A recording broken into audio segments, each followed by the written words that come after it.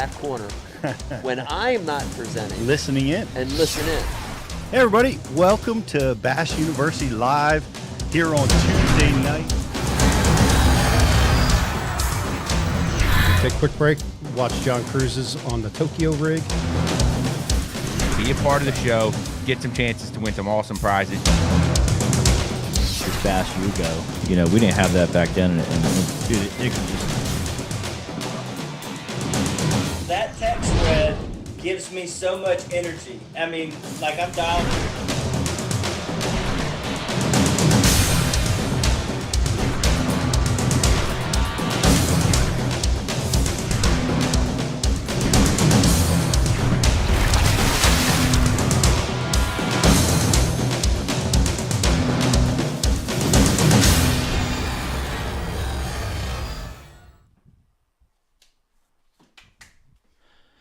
Welcome, guys, to the Bass University.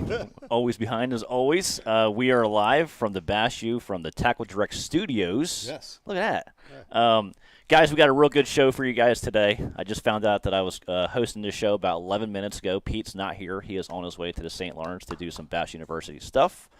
Before I talk about the show, I want to introduce my co-host tonight, BTC. Hey, thanks for having me, Greg. Are you sweating?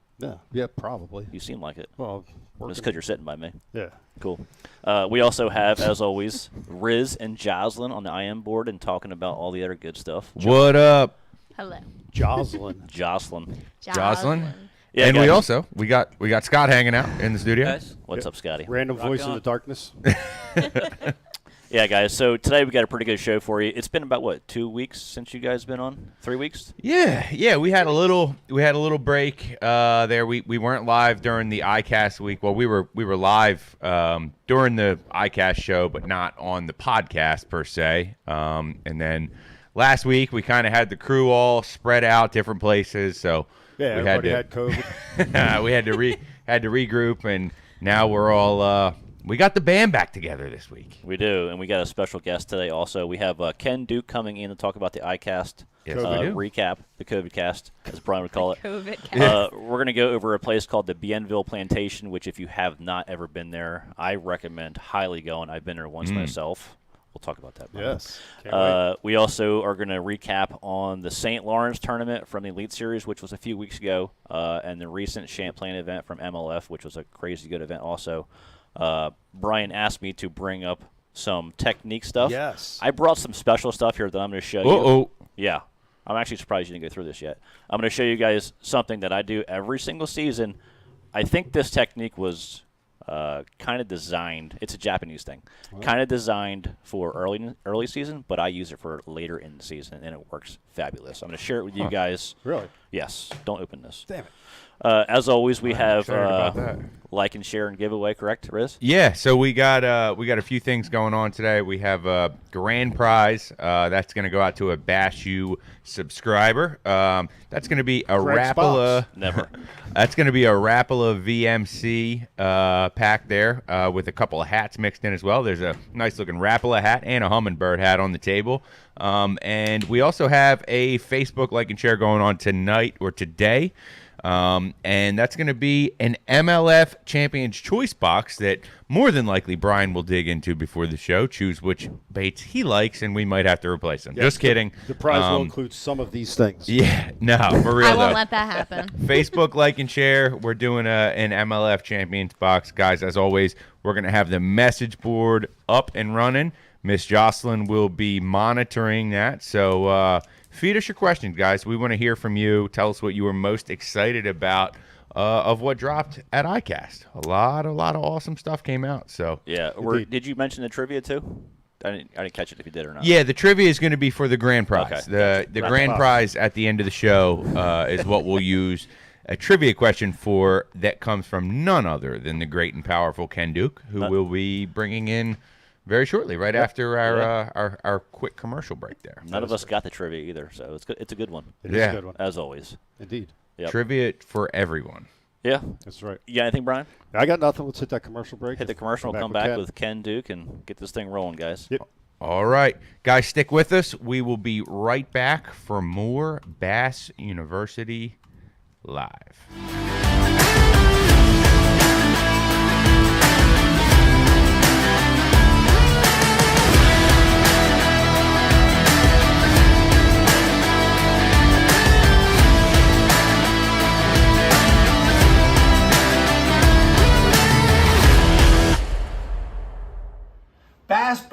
bassboatforsale.com is the world's premier bass boat listings business. We focus on driving premium web traffic to our main website, business Facebook page, business Instagram, and our business YouTube channel, providing your bass boat listings the best buying traffic and top-notch exposure. Whether you need to sell your bass boat or are looking to buy a bass boat, it's simple. We give boats exposure so buyers shop and sellers list. One-time listing fee, no commission, and boats list until they sell. Bassboatforsale.com. Check it out. AquaView, the leader in underwater viewing technology.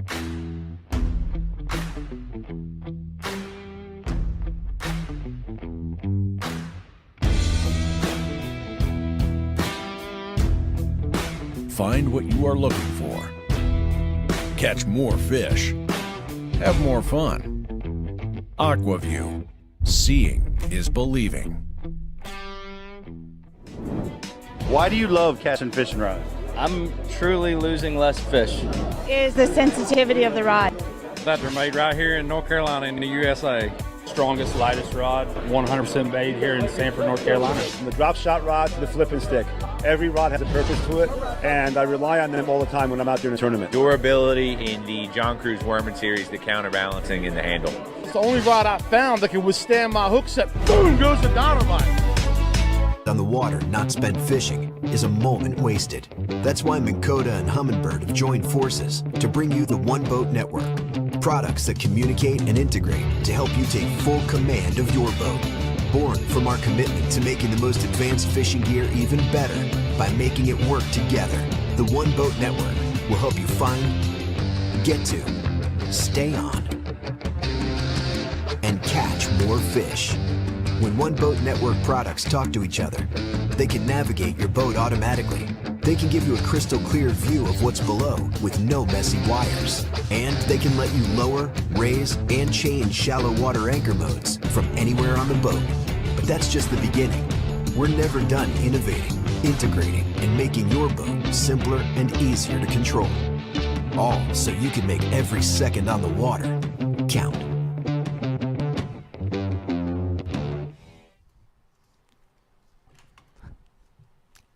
All right, guys, welcome back to Bass University Live, coming to you live from the TackleDirect studios. A lot of great people support our podcast, guys. Make sure you support them. That's what's going to pay the bills for us and keep us coming to you live every single week. One of those awesome companies that we work with is called bassboatforsale.com.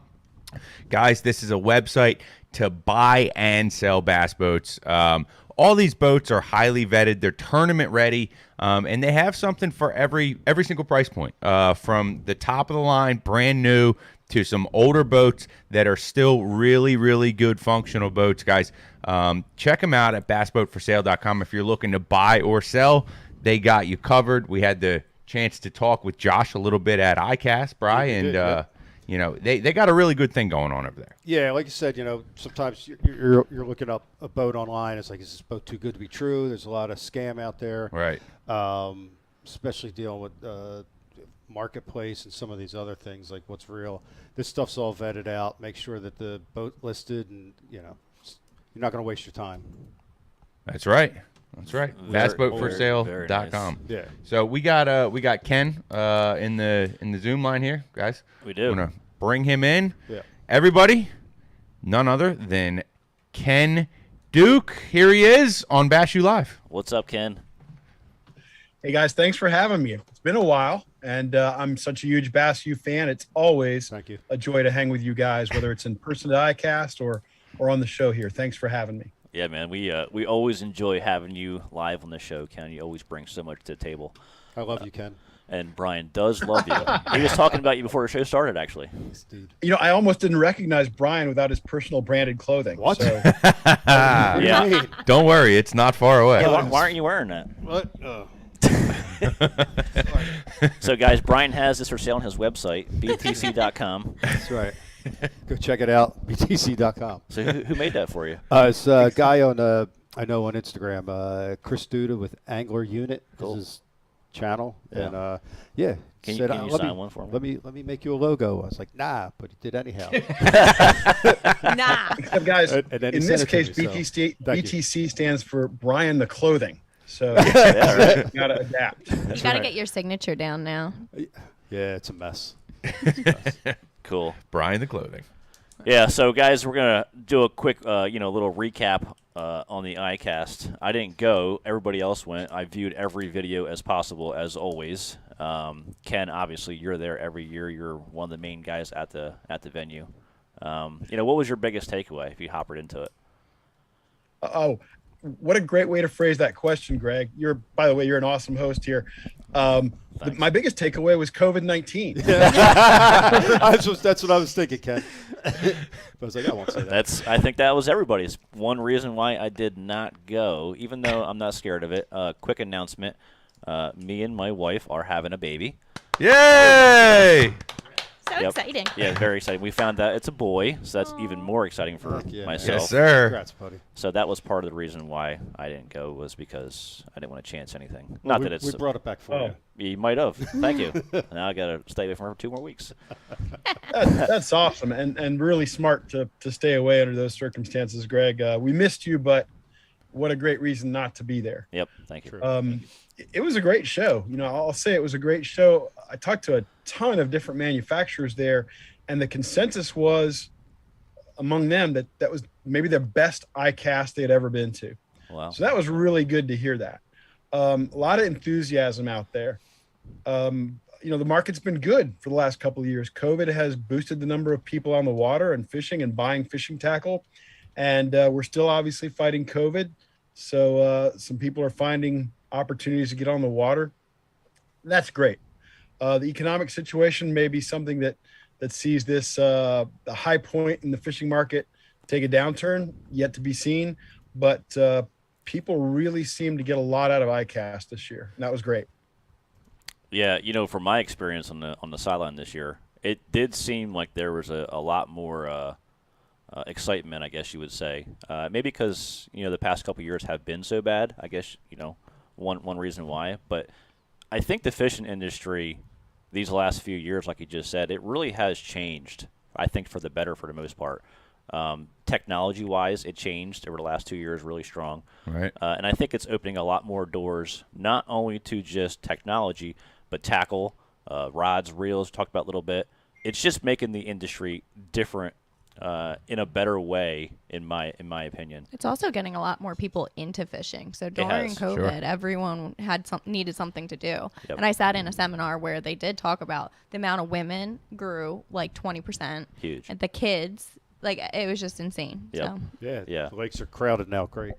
And they are a little bit crowded too. But gosh, if you guys ever viewed when they fish over in Japan and stuff and how crowded it is there, we can't complain at all, I don't think. Okay. And we have a lot. Our fish bite a lot better here than they do over there, because I think over there a lot of the fish get caught, they actually eat them. As weird as that is. So there's less fish in the fisheries, and the pressure-wise is so much crazier. But besides that, so one thing I want to talk about that I was a big part of also, I want to talk about Best in Show. The for me, one of the best things I saw Best in Show. Okay, for me, Kelly was not there, but she's Best in Show at my house. Good answer. Thank you. So, guys, the Minn Kota Humminbird came out with a brand new target lock. If you guys have not seen that, it's just another way for us to catch fish easier. More or less, if you guys aren't familiar with that, the One Boat Network just got another add-on to it. So what it is, some guys are familiar with using turrets. Brian makes fun of me. So a turret is basically a controlled system offsetting off the trolling motor to where you can drive and basically drive your forward-facing sonar around. So what Minn Kota independent. So what Minn Kota Humminbird did, they made one that integrated with the Ultrex, that basically runs off a heading sensor on the trolling motor, heading sensor on the turret itself. You can push a button, lock them together, they drive together, or you can spot lock, because the biggest problem we always ran into, if you were to spot lock and you were chasing fish around, if you're spot locked, you can't physically chase them fish. Right. Okay? So they did it so you can spot lock separately, and still be able to drive the turn off a separate little button on the floor and drive it and still chase that fish. But now they have a thing called target lock. Now, the target lock is really cool because let's say you're spot locked. The wind's blowing real hard. There's waves. This allows you now to lock onto your target, whether it's a brush pile, a tree, a bunch of fish on a hump, whatever it is, no matter where that boat moves to, or you can change your cast position because you're still locked on that spot, and it literally locks on that wherever you drive that boat. That thing is going to follow that. Forward facing will lock onto that. Correct. That dock, that submerged brush pile. It's really cool. Rock, yeah. It's really a good invention, and I'm really glad they got first dibs at it more or less, and patent pending or whatever. But actually, it is patented now. I believe they got it. So plenty in stock. Their whole thing with this was when we launched this thing, we're going to have them ready. You guys can instantly get them from the store. They're for sale now. If you guys are big on the turret stuff, I highly recommend it. It's really a really cool invention. Yep. That's my. It was a winner at iCast. It was, and it was the winner at iCast, which was, like I said for myself, was the biggest takeaway from what I can see at iCast personally. Yeah. In fact, Humminbird has dominated that electronics category, guys. In the last 12 years, Humminbird has won electronics 11 times. Wow, I didn't know that. Which is astonishing, when you consider how competitive the electronics category is. I mean, you've got Humminbird, you've got Lowrance, you've got Garmin. Garmin is the only one to break that string, and they did it with Panoptics about 4 years ago. So wildly impressive. The team Colo, Joe Brown, those guys at Humminbird have done amazing things with their marketing, and they're geniuses. They really are. It's this game we play is becoming, honestly, it's whoever can be or is the best with your electronics. Everything plays a big part, whether it's side imaging, which Humminbird could still, I think, rule that.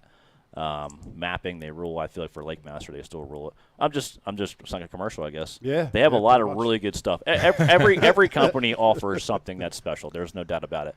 But I think as a whole, the One Boat Network, in my opinion, is still, as a complete set, is still number one. Yeah. Yep. And 360's 360 is crazy good. I mean, like I said, I've won more money on 360 than anything possible. So, Greg, we'll cut this clip for you, and you can take it with you when you revisit your Humminbird contract. Listen, like always, I'm being 100% honest. When it comes to a complete package, I don't think it's touchable. Yeah. I think they own it. Yep. Yeah, we'll just send Tim Price the link for you, Greg. Thank you. Thanks. I hope he still sees it. B, what was your takeaway at iCast, man? Me? Yeah. Oh, shit. Well, my hat. Clearly. You know what I mean? Yeah, it's clear. Brian became famous at iCast. Yeah. Again? Again. What happened? It's true. It's just always. I don't know. Did you get a boot sign or something again? Was that there or the Classic? Boob? A boot. Oh, boot. Dirty mind. No, neither. My biggest takeaway was just how good of an iCast it was for the Bass University. I mean, nice. And Ken said that in his open there that it was a lot of companies their best event. I know for sure of the ones that I've been to for Bass U, it was definitely our best. We got some amazing content while we were there, and a lot of good connections. So yeah, a lot of positive energy. Yeah. Product wise, don't really get a chance to see as much as I'd like. There was a few things, but not a lot. It's Slobber Knocker, which is it's a modification of a very proven bait, and it's a good modification of it. That's a fantastic thing to roll with. I love the new Revo Reel. I don't want to jump into this right away, but oh my God, is that the most sexiest, beautiful reel ever? Matches your hat, too. 7.5 to 1. BTC. They modeled it after my clothing design. So yeah, it's a lot. There's a lot of positive things there. So Ken was saying the design behind this was geared towards forward-facing sonar. Ken, if you want to jump in, maybe, or that's one of the markets they see for it. GDP. A lot of guys now are throwing these small swim baits or jerk baits, and they're slinging them out there to a fish they're seeing on their forward-facing sonar. They get it up to that fish, and then if the fish doesn't hit it, they want it back as quick as they can. And at 7 to 5, that's not just the fastest spinning reel on the market. That's the fastest freshwater reel on the market, I believe, because spinning reels have always been a little faster, and at 7.5 to 1, that thing is probably picking up 45, 46 inches of line with every turn, which is probably about 3 or 4 inches faster than the Rocket bait casters. Really? That's a lot, dude. Holy crap. Yeah. You put that in yeah. Now, what size are they making that in, Ken? Are they making it in like the 2,000, 3,000, and 4,000, or is it just one size right now across the board, or? Riz, you have to ask the tough questions. What is it about you, man? I ask questions when I'm interested. I don't. I will say that if they make it in other sizes, I haven't seen it. Okay. But I'll bet you they will. Right. Maybe it's going to take some time before they, they're going to test the market obviously with this thing, but I think it's going to be a big hit. I do too. Because people are going to love the faster aspect of it. And so I bet you're going to start to see it in a 3,000, a 4,000. I don't know if it would make sense to make it in a 1,000. Yeah. Because when you reduce the spool size, you're also reducing the amount of inches of line per turn you get. Yeah. Oh God. You probably could. That's fast. Thing, you know what I mean? Yeah. Right.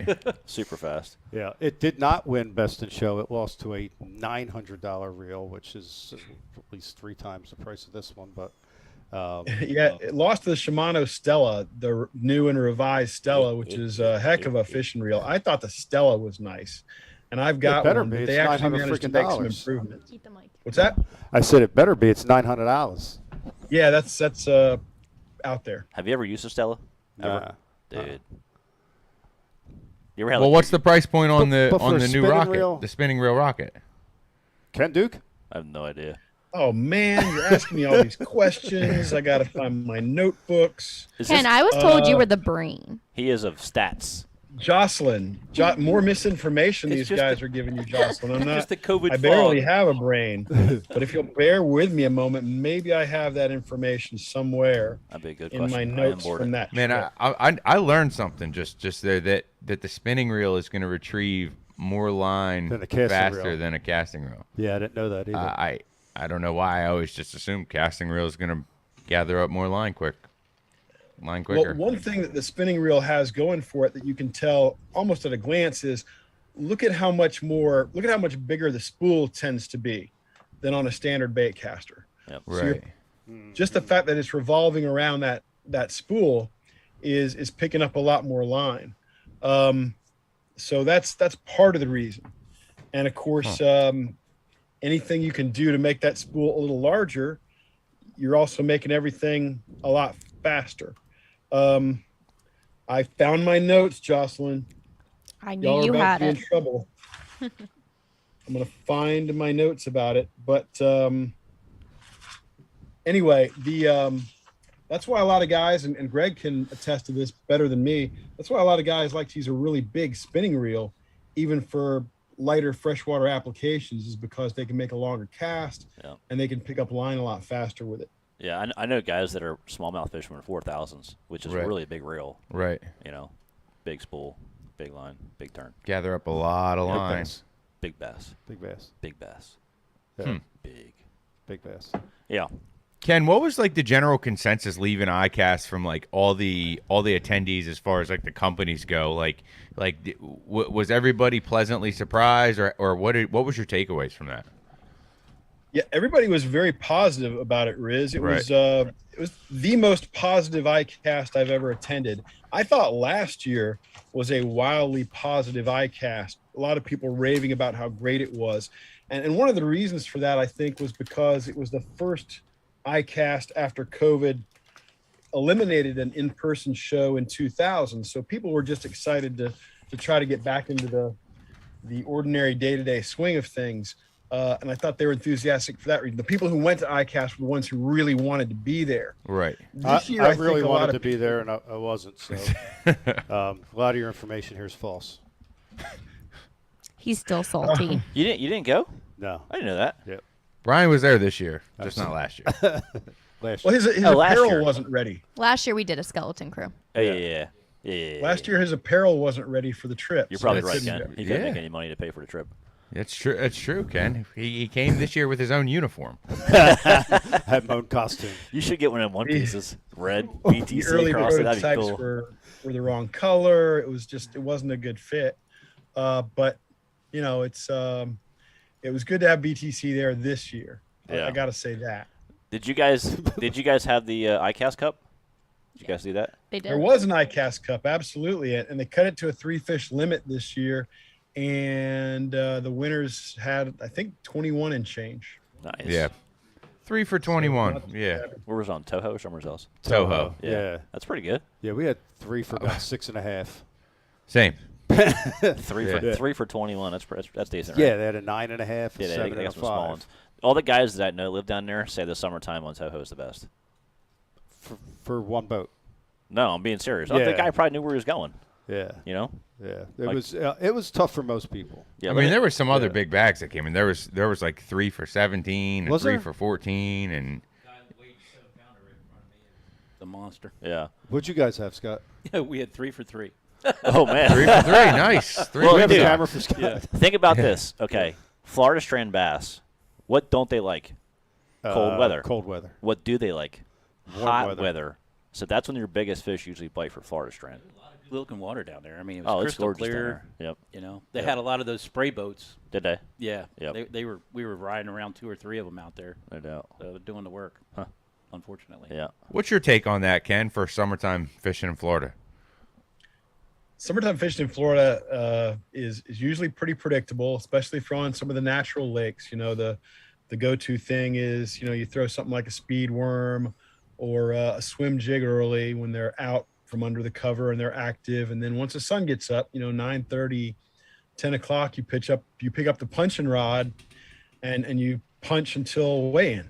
Yep. I mean, if you're looking for your best 3 fish, those are probably the things you're going to do. Yeah, I What do know. you think, GDP? Yeah, I would say the punching bite is obviously that's one of the main things. But I believe from what I do know down there, the offshore graph still plays really well. But besides that, the brush pile fishing that's down there is really, really good this time of year. You know, if you could find them, obviously. If you can find them, yeah. If Yep. you've got the technology or the Exactly. experience to find them, they're great. Shell beds will usually give Shell up some beds. fish any time of the year, and that's good. If you can find some current, some heavy cover, Yeah, you right. can usually catch some fish. Yeah, I had a great time. I was with Brian from Catch Commander and Terry Seagraves. Think you know him, Ken? Terry! I do, yeah. Terry is an ex-elite guy. He was in the first elite season. He was for a while. Was he? Really? Yeah. Yeah.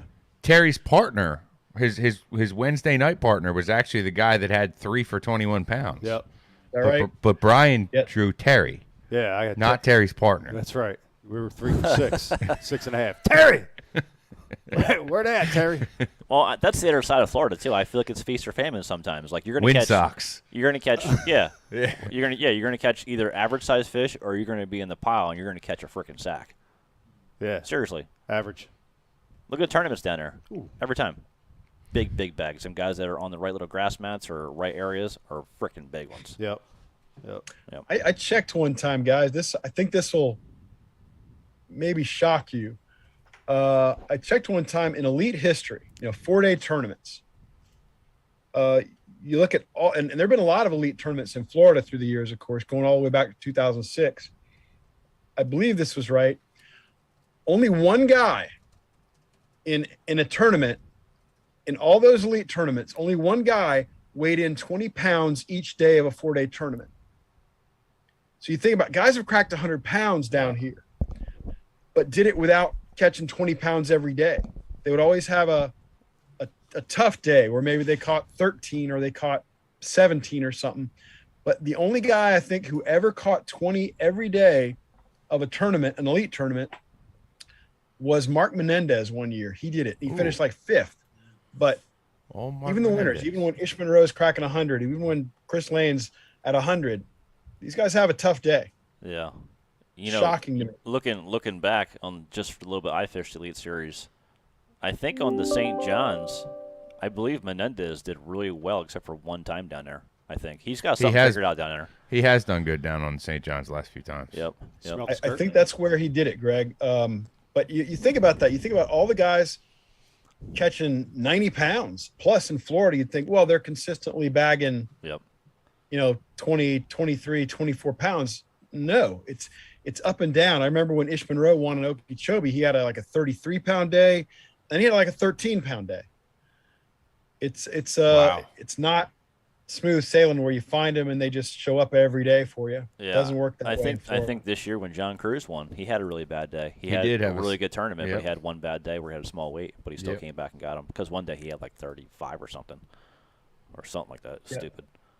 It's one of the things I love about Florida. It's not as predictable as some places. Like you're at this point of the season now where you're fishing a lot of smallmouth waters in the Northeast and stuff, and everybody catches 5.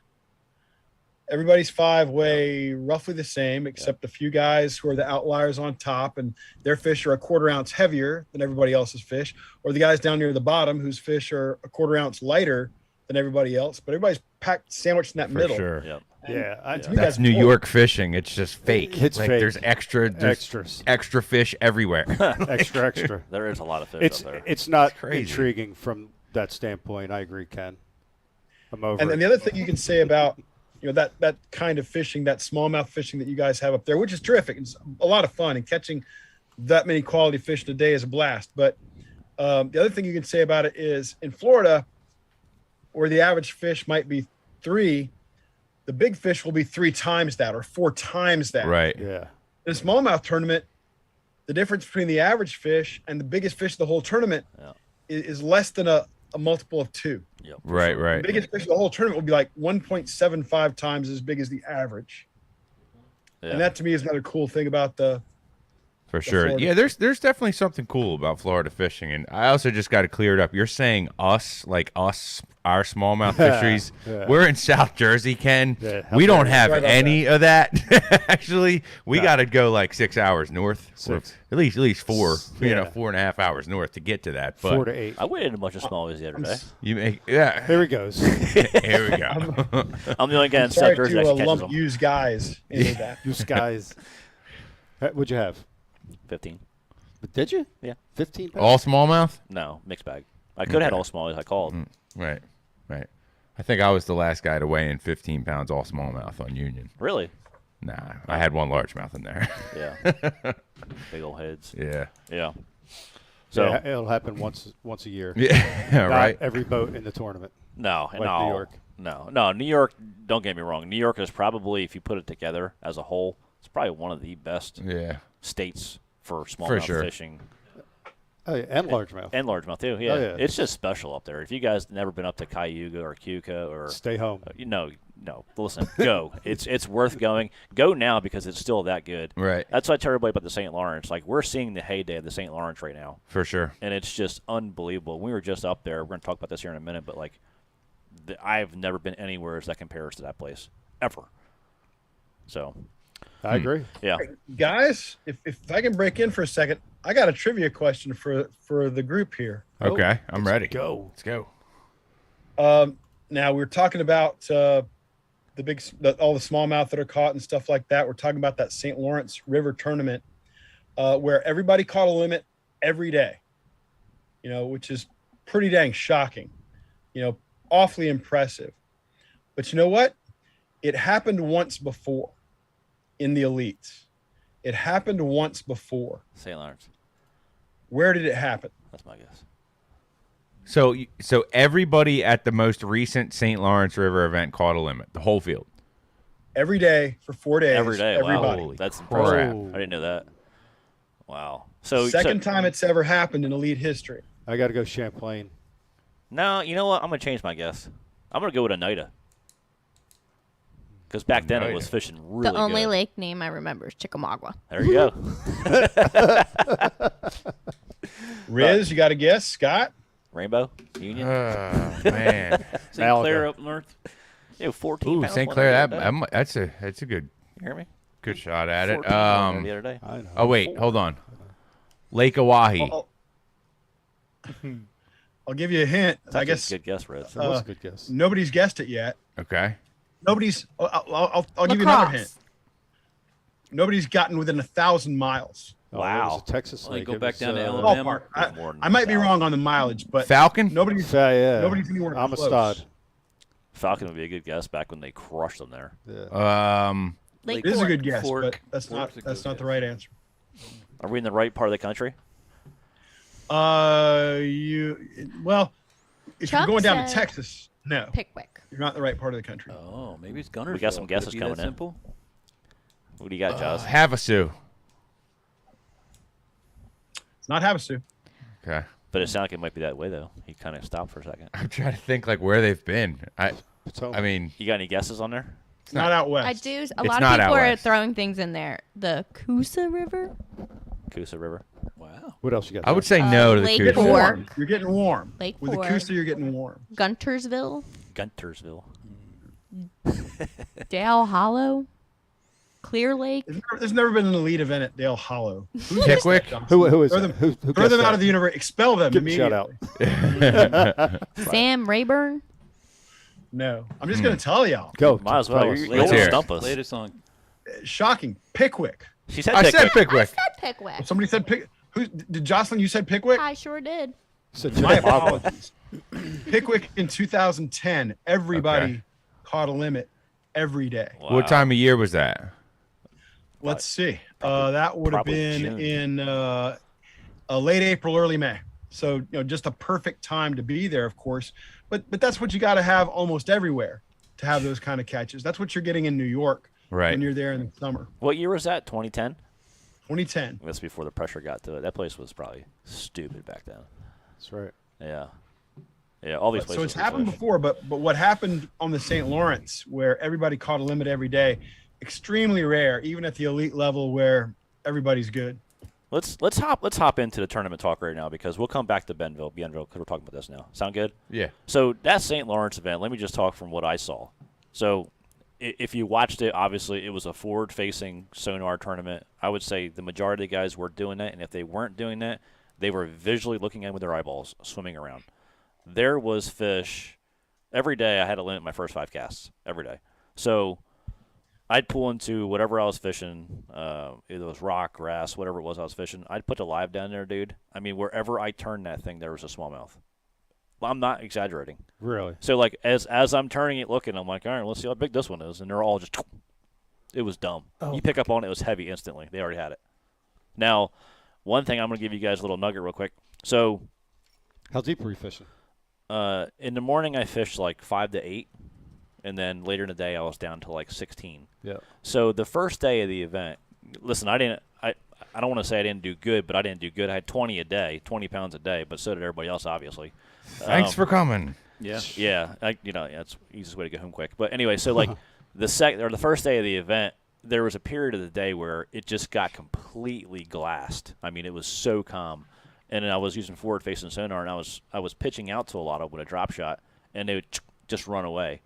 And I was throwing a 5/16 ounce drop shot weight. I went down to a 3/16, caught them all. Really? Yep. Because I think the initial blunk was spooking them, and they'd be looking up her in and just go. When I threw a real small weight in there, it'd go right down and they'd go right over to it. Yep. Good adjustment. Quick adjustment. Yeah. Nice. Didn't Yeah. change bait Greg- color or No, anything no like bait that? color, nothing. No line, nothing. Yep. Greg, I've talked to some guy. Forward-facing sonar is seems like everything these days. I mean, it's a winner on the tournament trail. It's a winner at iCast. It's just almost indispensable, it seems like, for a lot of guys. Yep. But I'm also hearing guys who use it and love it. I'm asking them, what's the end game here? What is all this going to do regarding fishing pressure and how fish react to it? And I'm talking to some guys who are very knowledgeable and really talented anglers. And some of them are telling me that they think that it's got a shelf life, because they think that eventually these fish are going to just run in terror anytime a bait passes over their head or they sense a boat nearby. They already are, from my experience. Let me try to explain this the best way I can. So my biggest takeaway from forward-facing sonar is actually physically watching how fish adapt to their weather conditions. Okay, so I can tell you this: days that are blowing out of the west, I mean, it's so true. They are so easy to catch on forward-facing sonar when you get a west wind. It's stupid. Now, when you're getting the days that have a mixture from, this is all my experience, west, northwest, or west-northwest, anything that has west involved besides south for some reason, I don't know why, it's like, okay, so some days I'll point the sonar at them fish. When they're biting, but they're not biting well, when you point the sonar, they tend to go to the bottom. They feel it. Whatever is pointing at them, they're feeling it. So, and then there's other days too where, like, if you have them winds out of that straight east, you'll point the sonar at them. They literally won't even move, and you'll cast right to them. They won't react. Nothing. So, like, I'm learning how the fish act more on weather than baits. As weird as that kind of sounds, Wow. but like, it's so much you see now, because now I'm physically, hunting a fish that has no idea that I'm there for the most part. He might feel the sonar, but now he doesn't know that I'm actually there. Right. I'm throwing a 40, a 60, a 70 yard or feet cast to that fish. Yep. But now I'm literally watching how their reactions are. I'm watching how they're swimming together with bait. I'm watching how they're just reacting in general. I mean, it's showing me so much that, I think from now to 3 years from now, it's still going to be the biggest topic, because there's still so much to learn that I think we just don't know about. Yep. I think from a Bass Fish University, standpoint, I think it's excellent. And then, going down the road, Ken, like you just said, we're going to have to figure out other ways to catch these fish, because we're pressuring them so much now, individual fish, that, like, I know the guys that are on St. Clair that I talk to a lot, them guys are all saying, man, I don't care what's going on. I point that thing out and they're so pressured, they're gone. Like, they know it instantly. Yep. So there's going to have to be some kind of adjustment we have to do, whether you're going to have to run your range really far out to where maybe they're not picking up as much of what we're putting onto them power-wise. I don't know what they feel, but trust me, they're feeling it, because, like I said, on them days, man, they go right out of the scope, or they come, like, right to the top. They swim away to do this. They feel something. Yeah. Whether it's just whatever it is, I don't know, but there's a lot to be learned. Yep. That I don't Did y'all think. hear about the first tournament pushback against forward-facing sonar? There is now a tournament organization that has banned it. We did. It's a muskie tournament organization, but it's starting to get pushback, and I kind of hate that. I don't like it whenever the tournament organizations of any kind start to ban technology or to ban anything that would be legal in the state. I just don't think that's a good move. I think it holds the industry back. I think the reason why, I don't know what size that tournament trail is, but I can probably almost guarantee you the guy that's maybe running it is fishing it and does not have the technology possibly. There's that. There's that. We talked about a little before the show. I think this is my take on technology. Everybody can basically, for the most part, get their hands on it. So taking it away, I don't really agree with. I know there's talk on YouTube with some of the channels, they don't like technology, but, like, you got to get with the times. I mean, it is what it is. It's just true. It's going to keep on coming. As a marketing standpoint, these companies are all pushing to get better, which are going to make us better anglers in return for the most part.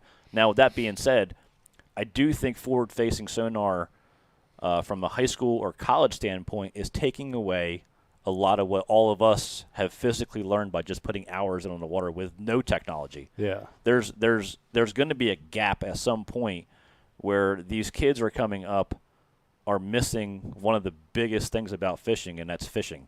Yeah, Right. fishing the moment, going out on the water and figuring the lake out without showing up with a bunch of dots. Dots or just forward-facing sonar in general, where you can hunt individual fish. I don't need a pattern. I'm going to go hunt this fish today. Right. Where you have to, if you want to fish the highest level, whether it's MLF or Elite, at some point you're going to have every single thing. Ike talks about it all the time, the stepping stones. Yeah. Yep. So important to me, and it still is. I still think that's being missed. What do you think, Ken? I agree with that. I think that, but I think you made a great statement a minute ago when you talked about everybody has access to it, and that's, and without taking exception to that, everybody does have access to it if they have the funds to get it. Yep. But what I think is problematic is that very few people spend that kind of money for fishing. Yep. Very, very few people. There are maybe 50 million anglers in the country. Only about 11% identify as bass anglers. Okay. So that's a pretty small number already. Now you go to the ones who actually spend $3,000 or $4,000 in electronics. Now you're down to nothing. Yep. You're down to a few thousand people. So when we talk about who has access to it, it may be technically true that a lot of people have it, but most people are never going to get it. Never. going to get it. They can't afford it. That's not where they're going to spend their money. So I think that we need to be really careful with how we use it. I think we need to be really careful with what direction it goes. I don't want to ban it. I don't want to stop it. I don't want to slow it down even, but I want to see where it goes before we make it the be all end all. I just worry about it, because to think that, oh, everybody's going to have it. Well, that's the kind of thing that people say when they don't know what they're talking about. And that's the kind of thing you'll hear on other shows. You won't hear it on Bass University. You won't hear it on Bass Talk Live, but you'll hear it on other shows. Oh, everybody's got to have it. Well, ain't going to work that way. Yep. Well, the other side of this, too, 10 years from now, what we're talking about might not even be any good, because something else is going to come out. True. Know? And absolutely right. Yep.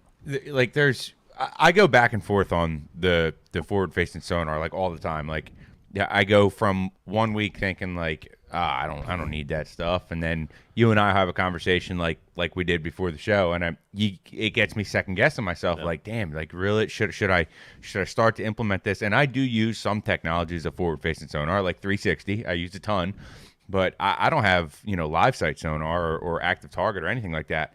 And one of the things that like I keep going back to is like there's a part of it where like people are getting involved in the sport of fishing. They're jumping in these tournament trails, and at the local level, it's like everybody's jumping in, and they think that, oh, now I got active target sonar or live sight sonar, Panoptics, whatever.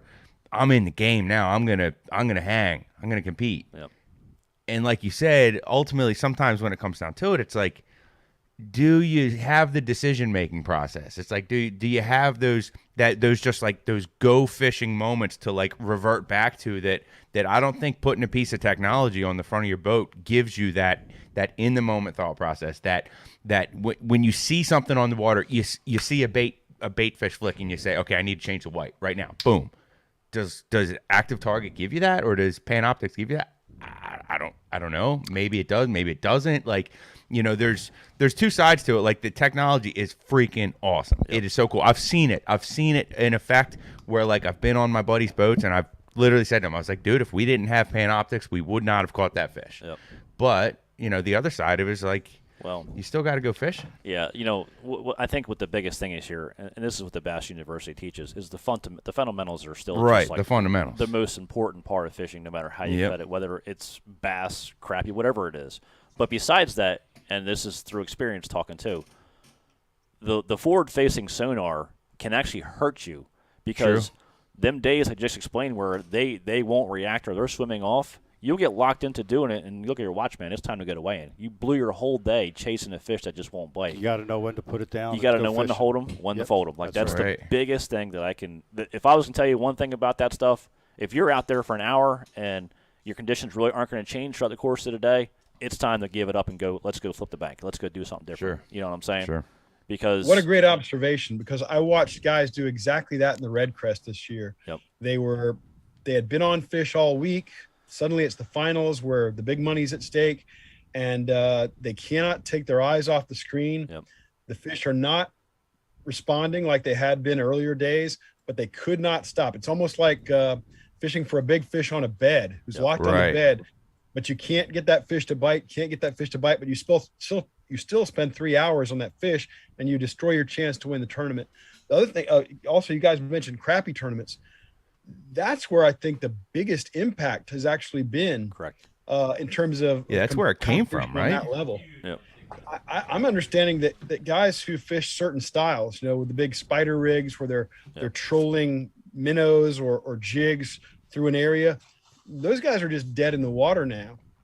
Those guys are no longer competitive on any level, and the forward-facing sonar guys have taken over the world of crappie tournaments. Yep. And it's going to continue, I think, until something else comes out. But, going back to the St. Lawrence, going back to Champlain, these tournaments were dominated, obviously, on forward-facing sonar. Now, the one thing that let's talk about Champlain. The one thing that I can tell you that I've seen. So we started going there for the Elite Series. We didn't go this year. We went last year and the year before. And now you just saw MLF was there. The weights are better than they ever have been, and it's.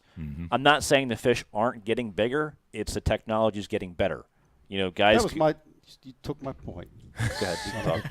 You were trying to say fishing's gotten better. I said no, the technology's gotten better. And you're like, oh yeah, and you wrote it down. Well, so Champlain, the fish. I'm gonna go out on a ledge right now. I'm gonna say Champlain in 5 years is gonna be one of the best fisheries in the country because it's not already. No, I still think pound for pound the St. Lawrence is still better. Okay, yeah. I'm not talking about just going out and just catching numbers. Yeah, Champlain is fabulous for catching numbers. I think the cycle Champlain is going through right now is one of its best cycles it's ever had in the history of Champlain. That's my. What's your thoughts on that, Mr. KD? Well, you guys know those fisheries so much better than I do. You're much closer. You've been out there. I visited Champlain for the first time earlier this year on an Abu Garcia trip where I first got to see that rocket. That was your first time really there? Impressed. What's that? That was your first time in Champlain? Yeah. Isn't that Pete's favorite place? Pete and probably Mike. It's like Disneyland. Yeah. It's a cool place. But you guys know the cycles out there, and it seems that most lakes have a cycle. And if GDP says this is one of the best cycles he's ever seen, that carries a lot of weight with me. He would know he's seen it for quite a few years. How old are you? He's on top 13. of such things. Yeah, it has been. I mean, the tournaments are they're telling the tale. You know, even two years ago, forward-facing sonar was a thing, but it wasn't as big as it is now. And the weights were even better 2 years ago than I've ever seen as a whole for, a pro-style target. Back in my day.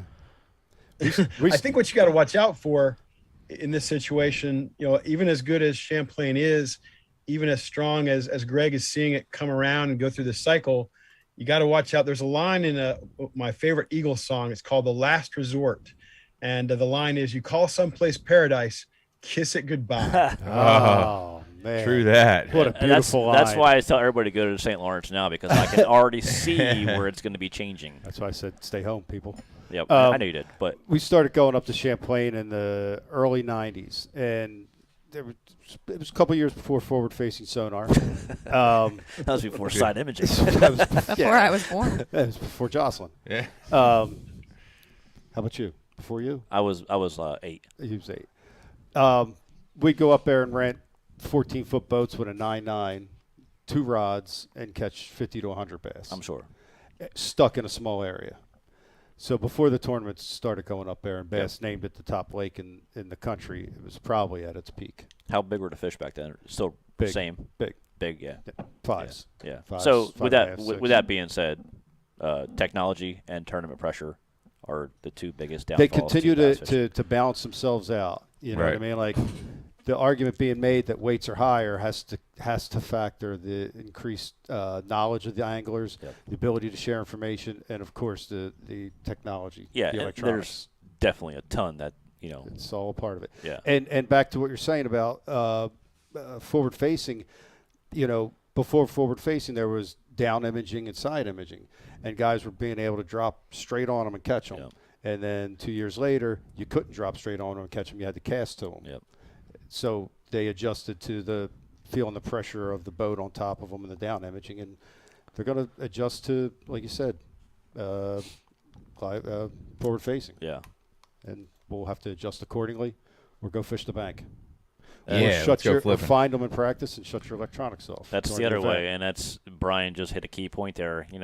Oh, yeah. There's nothing wrong with just going down the bank because it's turning into the brand new more or less. Where right, dude. I mean, when I'm doing a practice for an elite event, almost everybody I see is idling, looking around, or on the front of the boat looking around. I mean, the bank fish, John Cox, prime example, he's almost leading AOI. That's all he really does. Yeah. John can do it all, but John is really well at just fishing. Mm-hmm. John Cox left his graph at home for the Bassmaster Classic at Lake Guntersville. I believe it. No electronics on the front of his boat. No, there was no graph on the front of his boat. I said, John, did you leave your fish finder in the truck? He said, nah, I forgot it at the house. So there you go. There you go.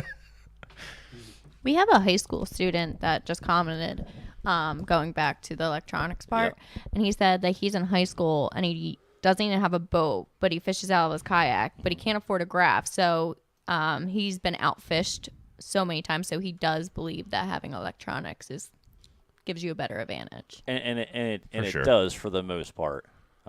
There's always going to be a shallow bite no matter what time of the year it is. And there always could be a winning shallow bite. There's always one at every lake. So my biggest thing to tell you is don't get stuck on what we just said about forward-facing sonar. It's a great tool, but you can win other ways. Right. Hands down. I mean, every tournament is won in different ways. I don't think there really has been too many tournaments that have been physically won on forward-facing sonar. I mean, if you look at it as a whole, I think most of them are still pattern fishing. I'm flipping a bank. I'm going down a grass edge. I'm doing something. Yeah. That's where the bulk of the weight is still always coming from. A lot of times, unless it's a smallmouth event because they just roam on flats everywhere and they're just everywhere. Yeah. And also to the young man or young lady on the message board, you don't have to buy the most expensive graph out there either. You can get a very suitable fish finder, for more affordable pricing. I know you're high school, you save up a little bit, get yourself one, get a more affordable one. Man, as long as it's got 2D sonar and GPS mapping, you're good to go. Just don't buy one without a GPS on there, because having waypoints and be able to manage your waypoints is so crucially important. So He did chime in and say that because of that, he can pattern fish up shallow amazing. Yes, and that's there you go. So There you go. the biggest part to kayak fishing is this: you can go where all of us can't go. Yep. So take that to your advantage and use that to your power or your strength, because Exactly. you can fish for fish that we can't even imagine getting to. Double down on your strengths, right? Exactly. Whoever's on the board there, Andrew. If you're a good frog fisherman and you like frogging, up shallow, get really, really good at it. Get as good as what you're good at as you can, and everything else will fall into place, man. You know what I mean? You'll get a graph on your kayak or your boat or whatever down the road, but just keep fishing, get after it, and keep working hard, and good things will come your way. For sure. Well, enough about that part. How about Bienville? Ken, you got anything else you want to say? Yeah. No, man, you guys covered it. I think little forward-facing rant there. sonar is such a huge issue. I really enjoyed the back and forth here. Good. I got an update on the Revo Rocket. The price point is $199.95. If you do your math real quick, you can have 4.5 Revo Rockets for the price of one Stella. Still outlast all four of them, though. Get the hell Nah, I'm going Rockets. Ken's probably. I promise you I can break that Stella, no problem. I'm going Rockets. You can catch a marlin on Stella, like literally. Yeah. Yeah. At iCast, Don't make me separate you two. At iCast, I did want to talk about how the Hobie eyewear, they came out with that floating sunglasses. Yeah. Oh, yeah. I wish they came out with that a day before. I know. That's Rich lost his sunglasses the day before, too. Did you? The weekend before. Yeah, I lost some in the iCast Cup. Terry, slow down. 4th of July My weekend glasses. type stuff. I gotcha. Well, now they have the Mojo float, which they float. Awesome. So, Terry, back up. My sunglasses. Back up, Terry. Yeah, it's definitely a problem. Can be. So they But float. now they got floaters. All right. That's right. Yep. Yeah. Need that. Nice. So you guys were at Bienville recently, correct? Yes. Where's that at? Florida. I don't know the name of the town. Ken, what's the town it's in? Do you know? It's a little town called White Springs. White Springs, that's GDP. it, that's it. There's not much to White Springs. There's very little. There's not even a grocery store there. If you want groceries in White Springs, you go to the Dollar General. Dollar General. Yeah, That's you right. meet at Fat Belly's. That's where you go. Around. I remember when I drove into White Springs there's literally like a white spring or something like right in front of you as you come in and turn. It was like, I remember seeing this crystal like white sand. Okay. I'm thinking that's why it's probably called that, maybe. I'm guessing. I don't know. So so the property is all those lakes are potash and Phosphate pits. phosphate pits. Phosphate pits. Okay. Yeah. Makes sense. Yeah. Yeah. So Cool place, man. Wasn't an ideal time to be there in February. It was Yeah. pretty hot. Even though February. Yeah. February? You were there in February. I was there in February Yeah. July. with Ken also. How was fishing? Good. We caught a lot flipping and pitching. Did you? A lot. That's cool. So Big ones? yeah, I mean, I would say the average size was still 3 pounds average, but we did catch some really big ones too. Not real big, 8 pounds, pretty good size fish. Yeah, it's a big one. There were 6 and 7s across the board caught. We rotated. We were there for, I think, Ken, how many days were we there? 4 days? 3 days? I think you were there for twice as long as I was, GDP, because I think you guys worked 2 cycles of We did. media through. Yeah, we were there for a while. So yeah, you were probably there for a week or so, and I was there for a couple of days of fishing. Yep. But it was a good time, and I've been very fortunate. I've been able to go to Bienville Plantation probably 35, 40 times through the years, going back for. Can you give us the history on it, Ken? So. What's that? Can you give us the history on their body of water? I can do a little bit there, BTC. Phosphate is a really important mineral for fertilizer and things like that has been mined in Florida and a handful of other places around the world for a long time now. And a lot of the phosphate pits that were dug in Florida happened back in the 40s and the 50s and the 60s. Most of them are very close to Central Florida, near Orlando, where I live. But a few of them were up in that White Springs area. And on Bienville Plantation, which is a property of about 13,000, 15,000 acres, something like that. Now it's called Bienville Outdoors, actually. They've got about 20 lakes, which are old phosphate pits, reclaimed, refilled, stocked with bass. And it turns out that the minerals and so forth that you have in a phosphate pit are really conducive to fish growth, bass growth. And over the years, the owners at Bienville, especially over the last 30 or 35 years or so, they have run it as a private big bass fishery. And Bienville Outdoors has now got a couple of new owners as of last year. Adam Baker and Chris King own and run the place, and they're working really hard to get everything right out there. And they're starting with the fishing, working to improve the fishing out there. But you're right, it's a tough time to fish in Florida right now. If you want to be down there in July, it can be a very tough bite. And because these are phosphate pits and not natural lakes, they're not the same kind of salad bowls that most anglers are familiar with in Florida, which is just, acres and acres of vegetation, pads, hydrilla, Kissimmee grass, and so forth. These are not like that. A lot of these have some deep water. A lot of these have algae blooms and varying water color. Some of them have hydrilla, some don't. But it's a really mixed fishery out at Bienville. So Ken, in your 40 times of being there, what's the biggest bass you've ever seen come out of there?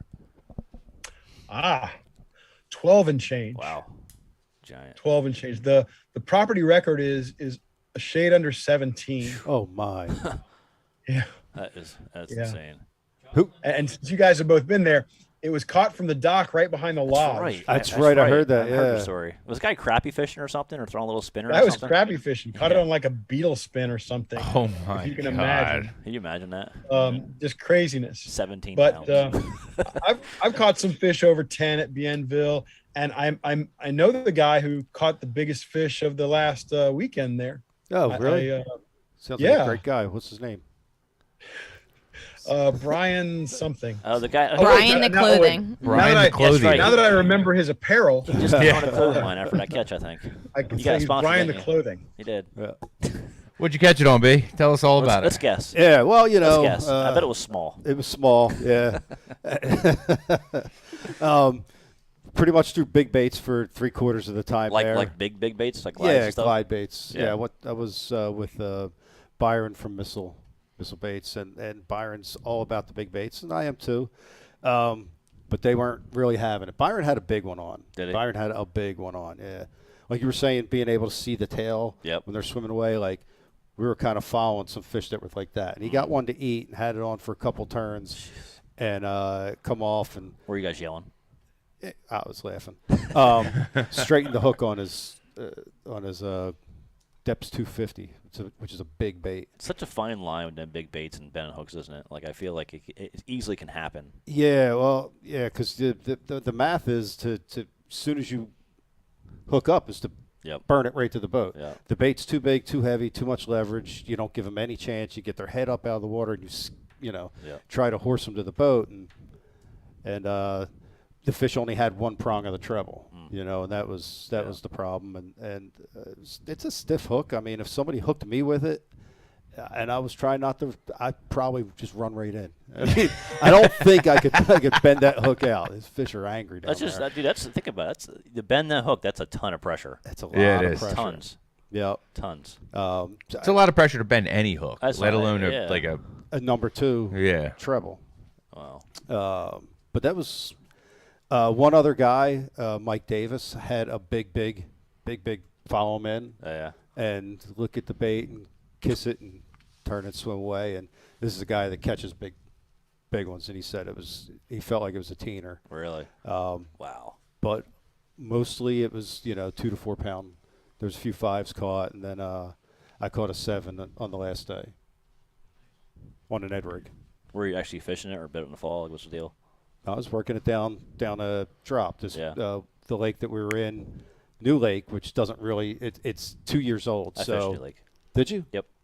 I think I have the lake record as of I had 2 weeks ago. I had like a 4 out of there. Yeah, that's what most of them are. Yeah, they're nice in there. Yeah, beautiful lake. Yep. Yeah, it's real nice. But it was down a drop, and she bit in about. It's weird. The grass. The bank's bald. 10, 12, 14, 15, 17, 18 feet. The grass starts. Yep. And you're sitting down in the grass. So me and Keith Coombs were on New Lake this past year, and Keith goes, "Man, there's a giant sitting down there," and we're looking at it.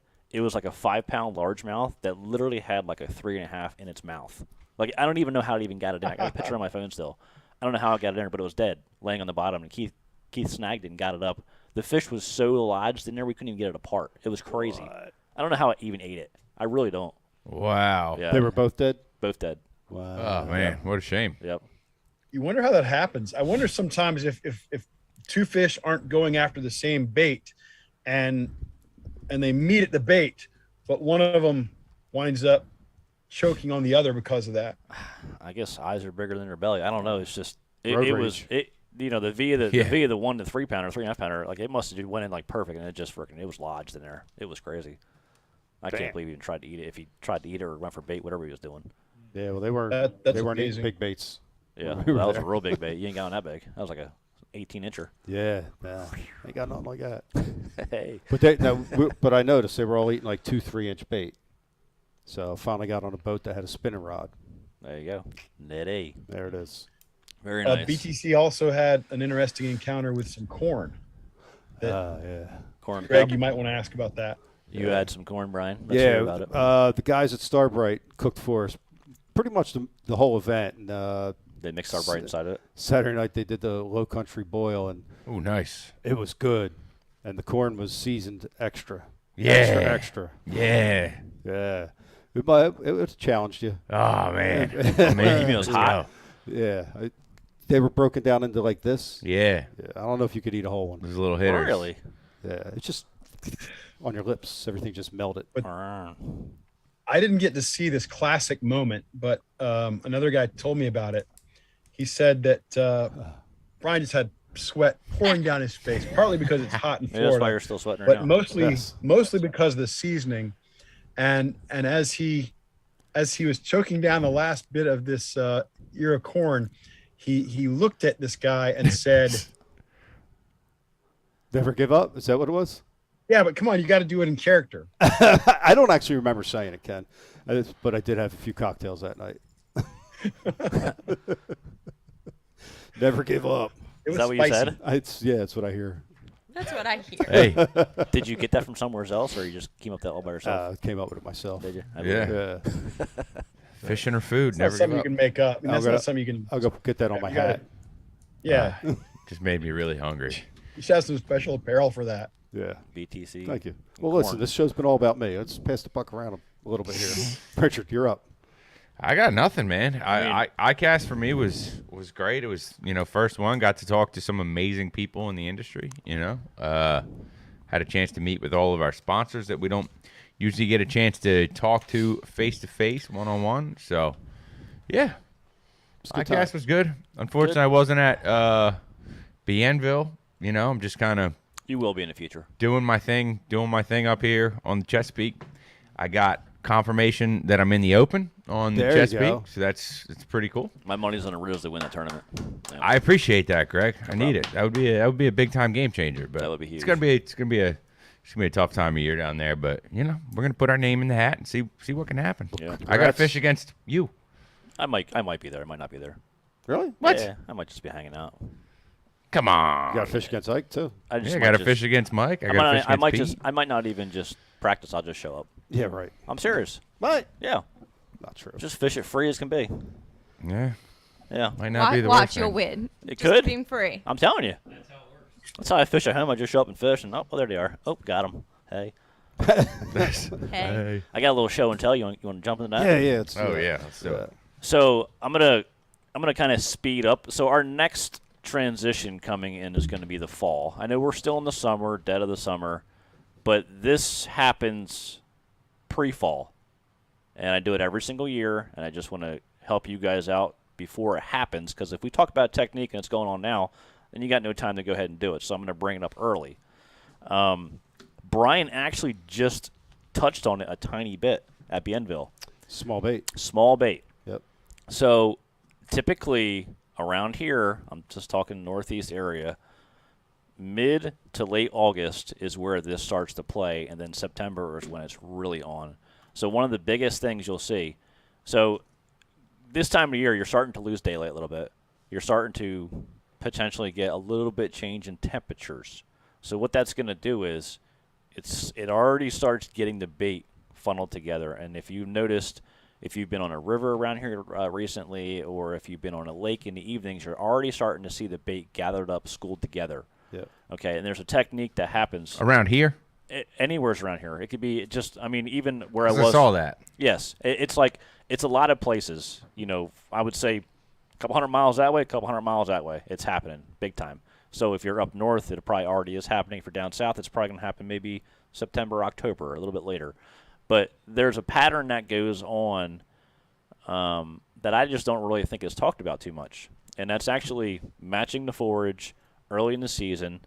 And the key time that this actually plays are on your toughest days imaginable. So, like, in the fall, in that transition funk, is when this really plays, because I think the reason why it's so good is because that time of year you're having the transition where you might get one cold day in the mix or cooler day in the mix, but you'll have them days where it'll spike back up at temperature again.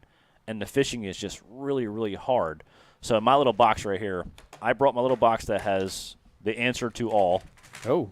So, all. yes. Let's go. Now, I'm gonna pick two that I think are the best ones to buy if you're gonna buy these little baits. And I'm guessing you still can buy them. I've had these forever. So this is a little itty bitty crankbait, and if you see, I did modifications to it too. So this is a Norris crankbait, a little tiny one. Shot. You can bring them up there if you want to. And this is a little tiny RC, the DD, the tiny DD from Lucky Craft. Whereas you want to throw these in the camera or something? Yeah. Color-wise, just match whatever you're doing. Got it. Oh, right here's gonna do Just it. keep them still.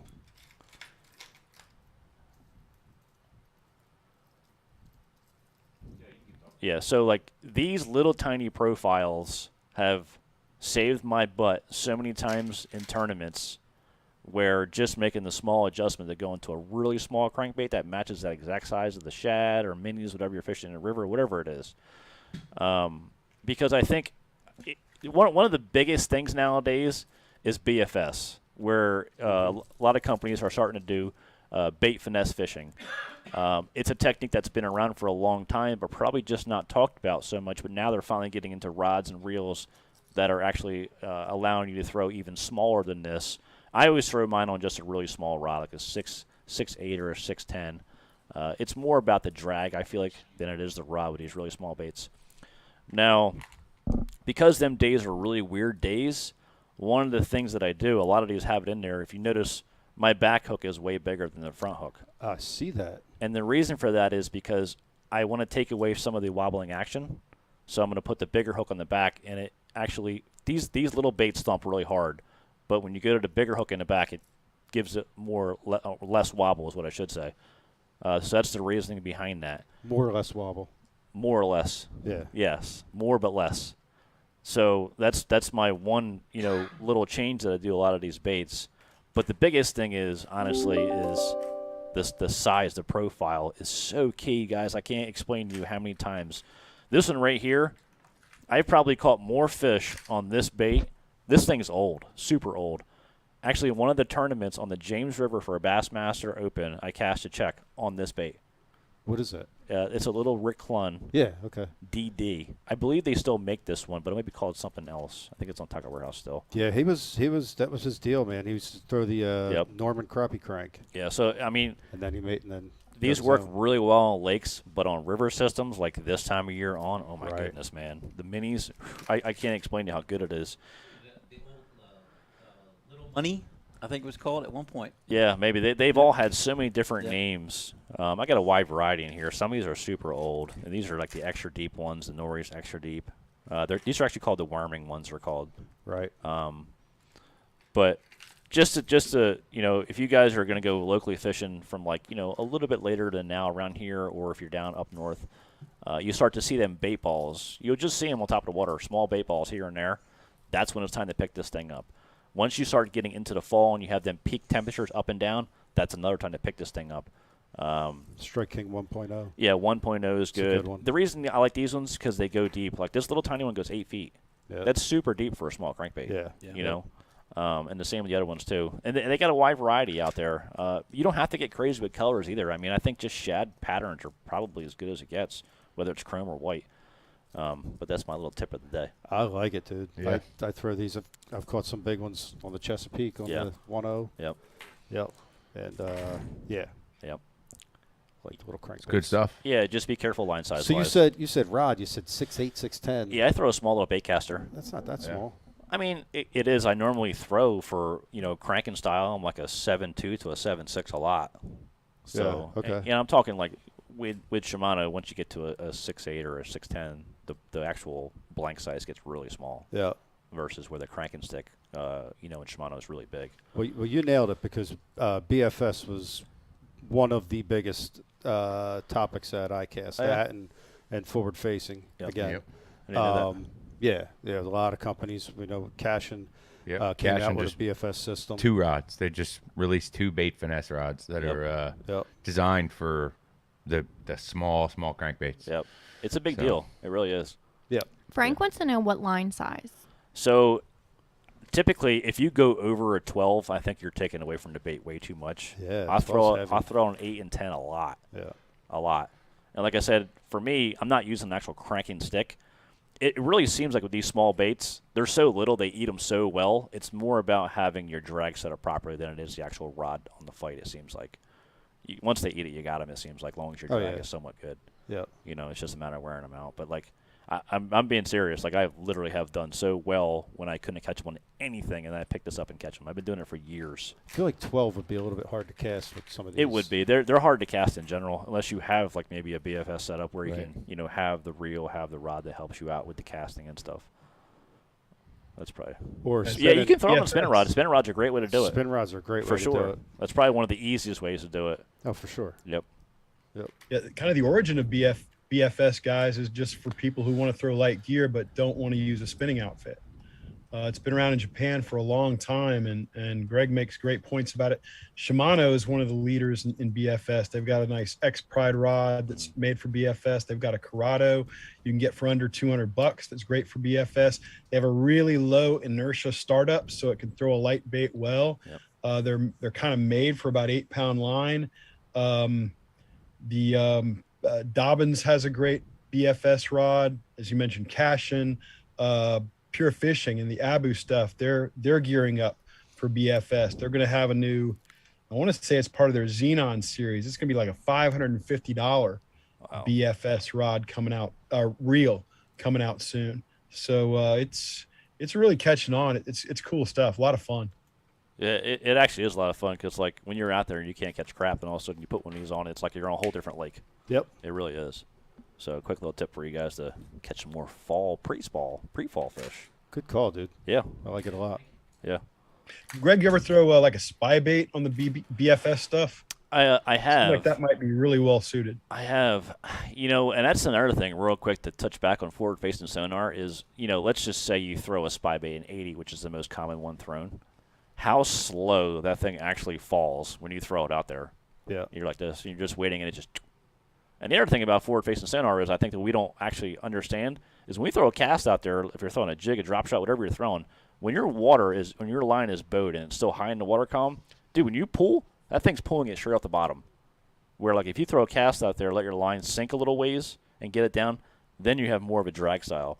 I don't think we realize how much we're pulling our baits off when we're working them and how fast we're actually going. So you got to let your line sink after you let your bait sink. A lot of times we'll really slow down your pull. Yeah. You see the Japanese guys, they hardly ever move their rods. I think it's because they understand that my line is still high. When I pull, I'm pulling. Right. Where if you're shaking your line on a slack line, you're just moving the bait and maybe a little bit of the weight down there. Mm-hmm. You know, there's a lot to be learned about. You all just this said stuff. a mouthful there. I hope there was some people really paying attention to what Greg just said there about, because you just made something click for me of when you pull, when your line is at a certain angle in the water, what it's actually doing to your bait down there. Let me say this real quick. So I think the reason why John Cox and guys like Jacob Prosnick are so good is because they fish so slow. But they're keeping their bait in the strike zone probably longer than you or I are doing because we're, you know what I mean? Yeah. So, patience. I've got a great idea for a comedy TV show, guys, that would replace a lot of these bass fishing shows that we've watched on TV for years. It works like this: we take any number of bass pros you want to name here, and we let them make a cast in really clear water. We blindfold them, and we've got a camera down there watching their bait move. And we film 10 guys doing that. And then we ask them to identify which retrieve is their retrieve. That's great. That'd be funny. I'll bet you no one could do it. You're probably right. I wouldn't be able to do it. I think we all have this preconceived notion of what our baits are doing. And we have it almost like if we're working the bait through an aquarium, like Virgil Ward used to do on his old TV show.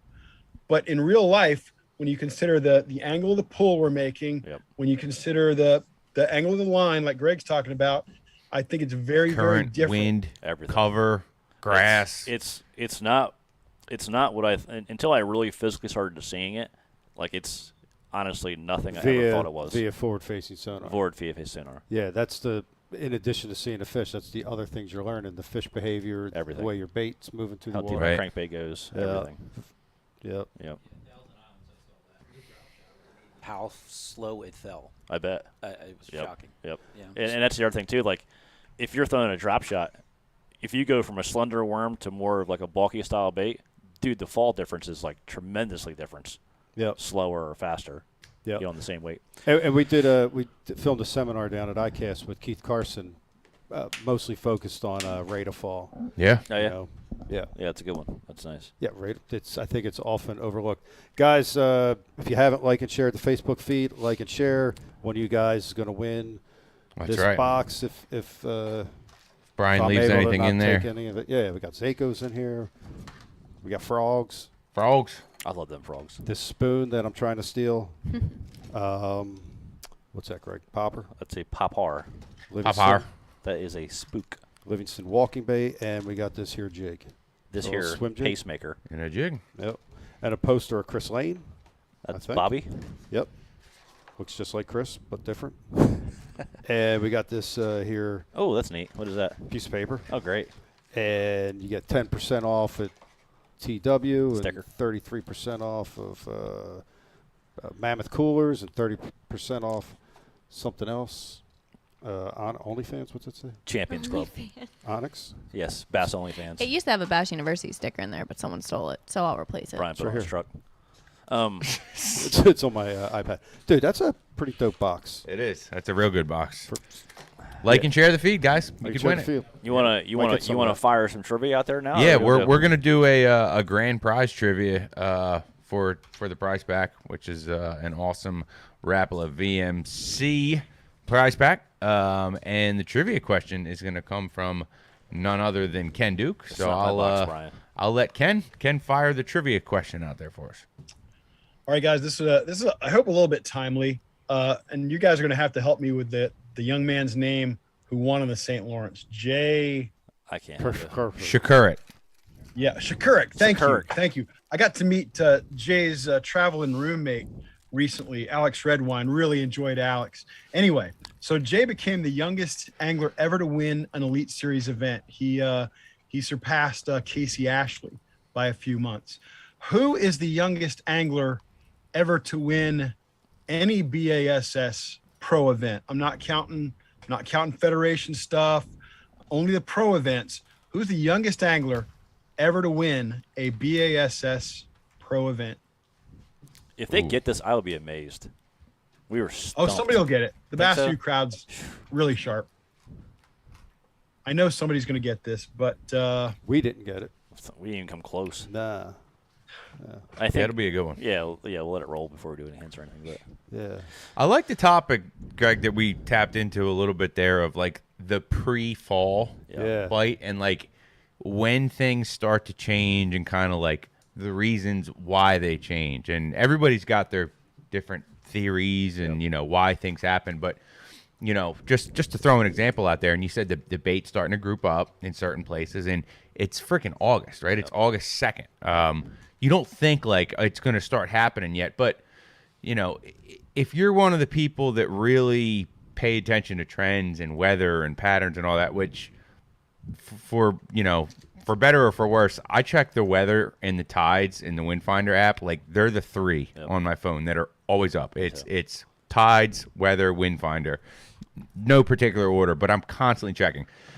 Yesterday, the high down on the flats, it only got up to like 82 degrees yesterday. Yep. Right, and so that's essentially a cold front right now. Yeah. So the overnight low for that night for either the night before or last night was significantly lower than we've seen in probably weeks, maybe months. Yep.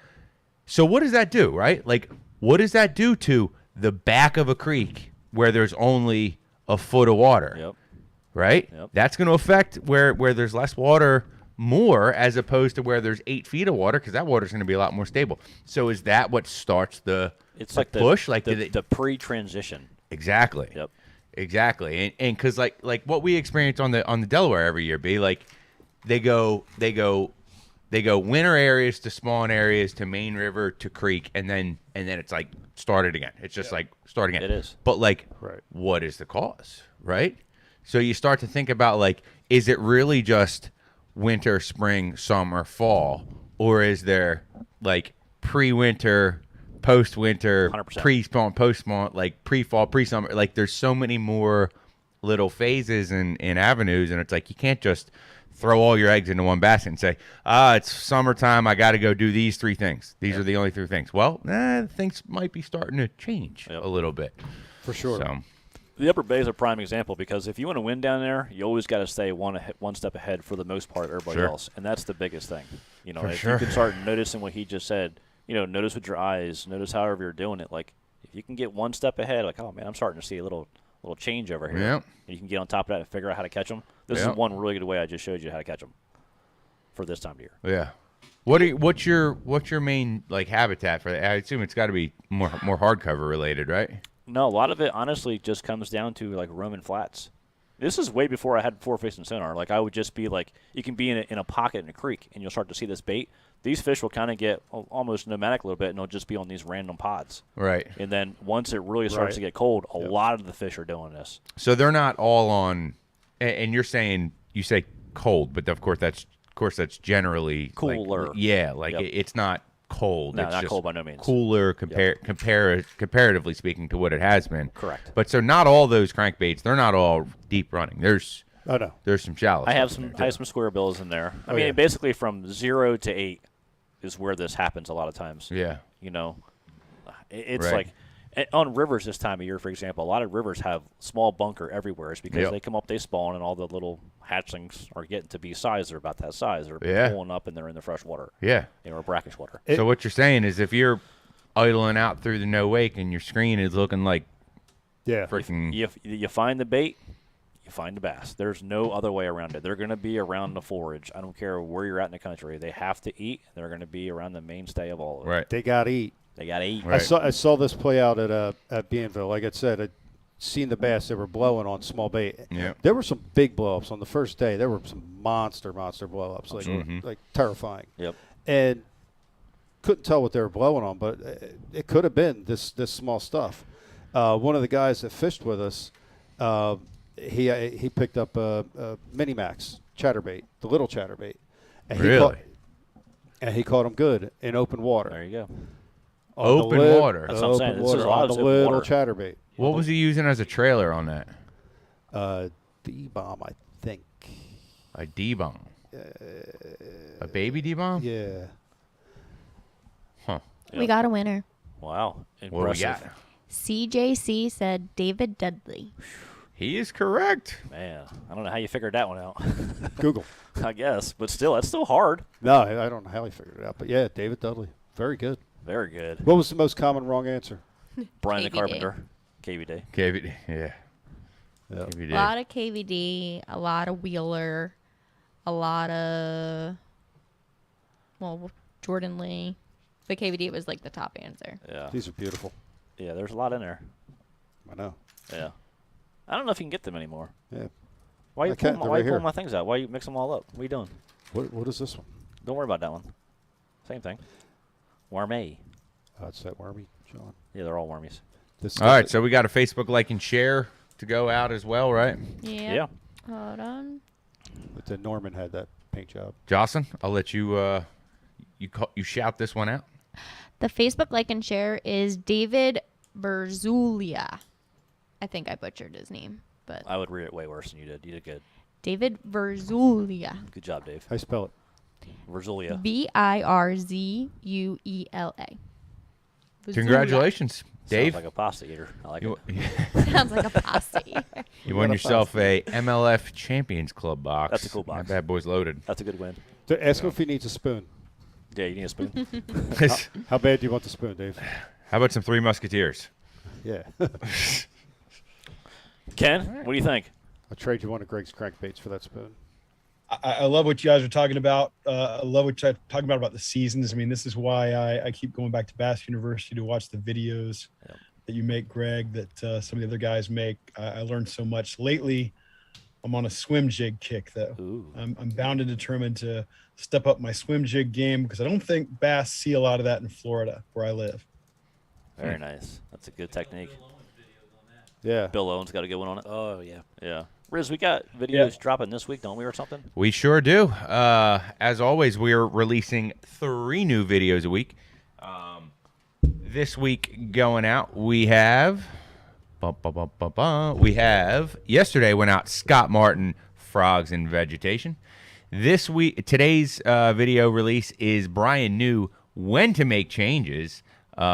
Tomorrow, we have an interview hitting the airwaves with one of the longest-standing Bass U subscribers, Dennis Blankenship. We interviewed him down at the Classic. He talks about how Bass U has changed his life. I bet. And his dog. Yeah, Holly. And his dog, Holly, was on the set. So if you're a dog lover, that might be the one for you. And then on Thursday, we got Greg DiPalma, Carolina rigging. So, Greg, can you maybe give us a little sneak preview of what we might be getting on Thursday? Yeah, so the Carolina rig video is no holds barred. I gave away pretty much everything. And Sure I did. Carolina rig a lot. I guarantee you, if you're not a Carolina rigger, it will speed your process up tremendously. I mean, the goods are how I set it up, what little tinkering things I do to make a different noise, what I use for weight versus what everybody else uses, and all that good stuff. And bead color was really important sometimes also. So check Bead it out. color? Yeah. Oh, my God. Yep. All right. I Good just gotta stuff. watch it. Yep. Good deal. It's good technique. Thanks. Get off my baits. Yeah, I guess that's it, guys. Ken, thank you so much for coming on the show. As always, you bring a lot to the table for us. And I appreciate the opportunity, guys. Thanks for having me on. You're fabulous hosts. Who needs Pete Glusick? Peach meat. Yeah, thanks, Pita. Ken. I do. I need Pete. I need the Dean. But you guys are fabulous. Thanks for having me. Yeah, thanks so much. Brian, Jocelyn, Riz, thank you guys. And can't forget about Scott. Hey, Scotty. in the audience. Scott in the audience. I think it's really funny how you say my name. Jocelyn. Jocelyn. Jaws. How do you say it? Joss. Josh. Josh. Guys, Hey, Josh. Josh. Guys, Josh just called a monster bass. Josh Sholin. Yeah, thanks, guys. Yeah. 350. Yeah, we appreciate everything as always from the Bass University. Are we live next week or no? Yeah. We are. Guys, we'll be coming to you live again next week. As always, guys, if you're listening on iTunes podcast, please subscribe to us.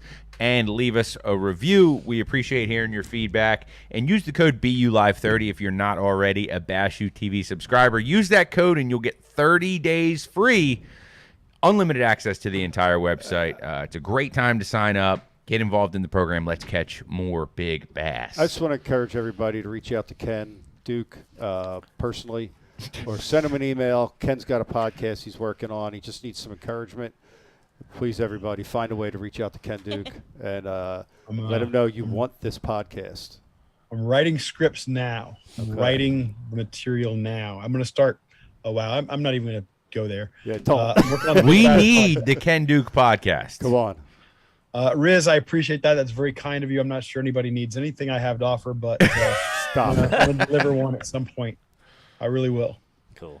Very nice. Wow. There you go, guys. All the proceeds from Brian's new stuff goes to Ken Duke's new podcast. Yes, there it is. So check it out on the web. And That's right. Thank you guys so much for tuning in, and we will see you guys next Tuesday, same time. See you next week. See you.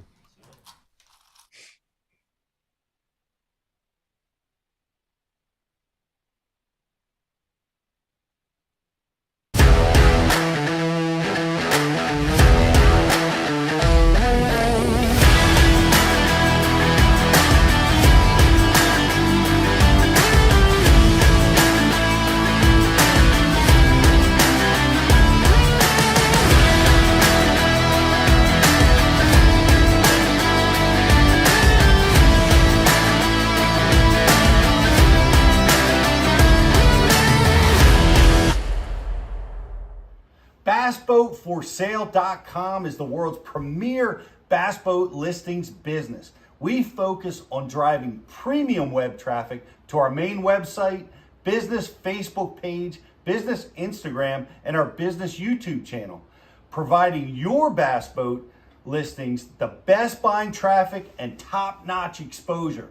Whether you need to sell your bass boat or are looking to buy a bass boat, it's simple. We give boats exposure so buyers shop and sellers list.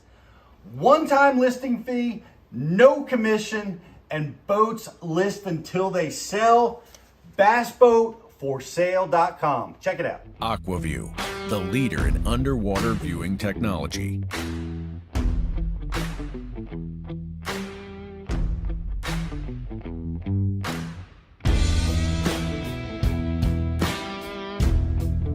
Find what you are looking for. Catch more fish. Have more fun. AquaView. Seeing is believing. Why do you love casting fishing rods? I'm truly losing less fish. Is the sensitivity of the rod. That they're made right here in North Carolina in the USA. Strongest, lightest rod, 100% made here in Sanford, North Carolina. From the drop shot rod to the flipping stick. Every rod has a purpose to it, and I rely on them all the time when I'm out there in a tournament. Durability in the John Cruz Worman series, the counterbalancing in the handle. It's the only rod I found that can withstand my hook set. Boom goes the dynamite. On the water, not spent fishing is a moment wasted. That's why Minn Kota and Humminbird have joined forces to bring you the One Boat Network. Products that communicate and integrate to help you take full command of your boat. Born from our commitment to making the most advanced fishing gear even better by making it work together, the One Boat Network will help you find, get to, stay on, and catch more fish. When One Boat Network products talk to each other, they can navigate your boat automatically. They can give you a crystal clear view of what's below with no messy wires. And they can let you lower, raise, and change shallow water anchor modes from anywhere on the boat. But that's just the beginning. We're never done innovating, integrating, and making your boat simpler and easier to control. All so you can make every